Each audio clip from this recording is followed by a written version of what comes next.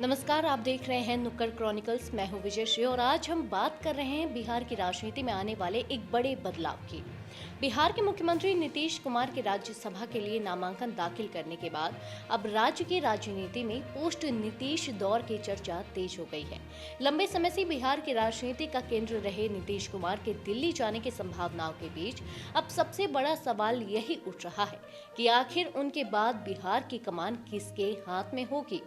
क्या भाजपा से कोई नया चेहरा मुख्यमंत्री बनेगा या फिर जदयू और भाजपा के बीच किसी नए राजनीतिक समीकरण के साथ सत्ता का नया अध्याय शुरू होगा। इन सभी सवालों के बीच पटना से लेकर दिल्ली तक सियासी हलचल तेज हो गई है। दरअसल मुख्यमंत्री नीतीश कुमार के राज्यसभा के लिए नामांकन दाखिल करने के बाद यह लगभग तय माना जा रहा है कि 16 मार्च को होने वाली वोटिंग के बाद उनका दिल्ली जाना संभव है। ऐसे में बिहार में सत्ता परिवर्तन को लेकर चर्चाएं तेज हो गई है। राजनीतिक गलियारों में अगला मुख्यमंत्री कौन का सवाल सबसे ज्यादा चर्चा में है। सूत्रों की माने तो 10 मार्च तक नीतीश कुमार मुख्यमंत्री पद पर बने रह सकते हैं, लेकिन उसके बाद राज्य की राजनीति में बड़ा बदलाव देखने को मिल सकता है। इस संभावित बदलाव को देखते हुए भाजपा के अंदर बैठकों का दौर भी शुरू हो चुका है। पार्टी के शीर्ष नेता पटना और दिल्ली दोनों जगहों पर लगातार चर्चा कर रहे हैं ताकि नए नेतृत्व को लेकर अंतिम फैसला लिया जा सके। वहीं इस पूरे घटनाक्रम को लेकर जेडीयू के कई कार्यकर्ताओं में असंतोष भी देखा जा रहा है। उनका मानना है कि नीतीश कुमार का राज्य की राजनीति से हटना पार्टी के लिए बड़ा बदलाव साबित हो सकता है। हालांकि अभी अंतिम फैसला सामने आना बाकी है और सभी की नजरें आने वाले कुछ दिनों की राजनीतिक गतिविधियों पर टिकी हुई हैं। मुख्यमंत्री पद के लिए फिलहाल भाजपा के भीतर कई नामों पर चर्चा चल रही है। इनमें सबसे प्रमुख नाम सम्राट चौधरी का बताया जा रहा है, जिन्हें पार्टी का मजबूत और प्रभावशाली नेता माना जाता है। इसके अलावा केंद्रीय मंत्री नित्यानंद राय का नाम भी मुख्यमंत्री पद की दौड़ में शामिल बताया जा रहा है। सियासी चर्चाओं में नीतीश मिश्रा, संजीव चौरसिया और अंतर्राष्ट्रीय शूटर से नेता बने श्रेयसी सिंह जैसे नाम भी सामने आ रहे हैं। हालांकि अंतिम निर्णय भाजपा आलाकमान के स्तर पर ही लिया जाएगा और यह तय करेगा कि बिहार की कमान किसे सौंपी जाएगी।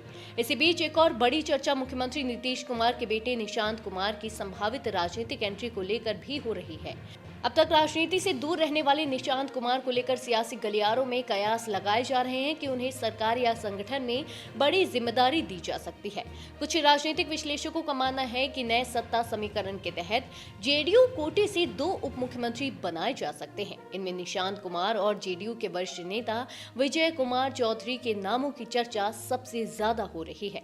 अगर ऐसा होता है तो यह बिहार की राजनीति में एक नया अध्याय साबित हो सकता है।